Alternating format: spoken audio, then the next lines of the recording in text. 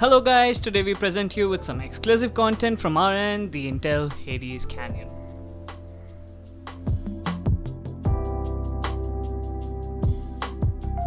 Well, it's benchmarking time now.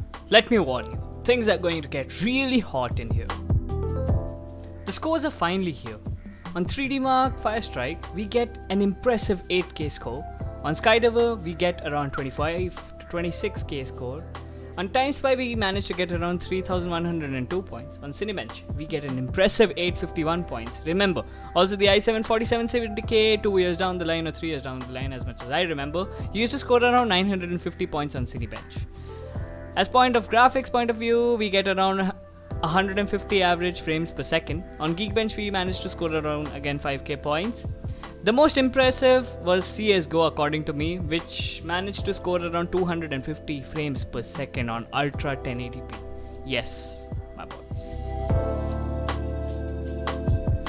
Wrapping things up, we had also tested the HTC Vive on the Intel Hades Canyon and it was flawless. There was no issues running it and it was absolutely magnificent. Anyway guys, I'll catch you in the next one.